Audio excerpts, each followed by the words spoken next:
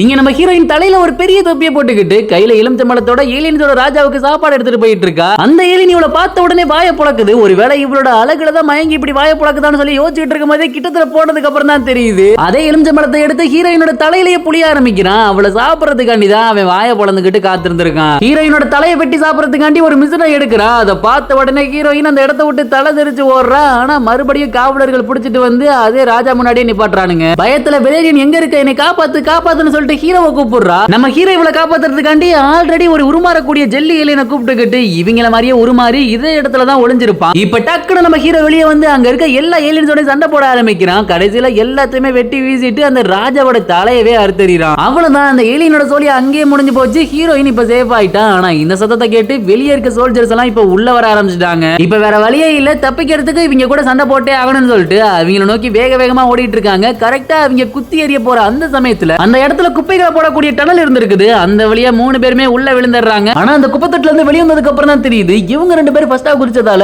அவங்களுக்கு எதுவும் ஆகல. ஆனா அந்த ஜெல்லி ஏலியனை பயங்கரமா காயப்படுத்தி இருக்கானுங்க. அது சாக போற நிலைமையில இருக்குது. கடைசியா அதோட பழைய உருவத்துக்கு திரும்பி வந்துருது. ஹீரோயினையும் ஹீரோவையும் பார்த்து உங்களை பார்த்தது சந்தோஷம்னு சொல்லிட்டு அப்படியே இறந்து போய் மண்ணோட மண்ணா போகுது. அதனால வருத்தத்தோடய அந்த இடத்தை விட்டு கிளம்புறாங்க. நம்ம ஹீரோட பிளானட்ல ஒரு குறிப்பிட்ட பகுதியில மட்டும் விசவாயு பரவறதா சொல்லி இன்ஃபர்மேஷன் வந்திருக்கும். கமாண்டர் இவனை அனுப்பிச்சு வச்சிருப்பாரு. இந்த இடத்துக்கு வந்து பார்த்தா அந்த இடத்துல விசவாயுவே இல்ல. இவங்களால நிம்மதியா சுவாசிக்க முடியுது. அந்த இடத்துல வேற எதுவுமே இல்ல, ஒரே ஒரு போர்ட்டல் தான் இருக்குது. அது வழியா ஒரு ஏலியன் உள்ள வந்து இவங்க 2 பேத்துமே உள்ள கூப்பிடுது. நம்ம ஹீரோட ஜெனரலை இந்த ஏலியன்ஸ் தான் கடத்திட்டு வந்திருக்கும். அதனால அவங்க பேச்சை தட்டி கழிக்காம அவங்களோட அழைப்பை ஏற்று நம்ம ஹீரோவும் ஹீரோயினும் அந்த இடத்துக்குள்ள உள்ள நுழைறாங்க. இந்த இடத்துல தான் இவங்களோட கமாண்டர் மயங்கி போய் கிடக்குறாரு. இவங்களை கூட்டிட்டு வந்த அந்த ஏலியன் பொண்ணு அவங்க ராஜா கிட்ட இன்ட்ரோடியூஸ் பண்ணி வைக்கிறா. ராஜா என்ன சொல்றாருன்னா அவங்களோட பிளானட் அழியும் போது அவங்களோட பொண்ணும் இறந்து போயிருப்பாங்க. அந்த பொண்ணோட ஆன்மா பல ஆயிரக்கணக்கான கிலோமீட்டர்ஸ் தாண்டி நம்ம ஹீரோட உடம்ப தேர்ந்தெடுத்து அவனுக்குள்ள வாழ்றதா அவர் சொல்றாரு. இத ஹீரோயின் நம்பவே மாட்டா. அப்ப டக்குனு ராணி கிட்டத்துல வந்து ஹீரோவோட தலையை தொடுறாங்க. அவங்க தொட்ட உடனே அவனுக்குள்ள வாழ்ற அந்த இளவரசியோட ஆன்மா வெளியே தெரியுது. இத பார்த்து ஹீரோயின் வாய் அடைச்சு போயிடுறா. ஹீரோயின் எப்படி உங்க கிரகம் அழிஞ்சிச்சு, உங்க கிரகத்துக்கு என்னாச்சுன்னு சொல்லி கேட்கிறா.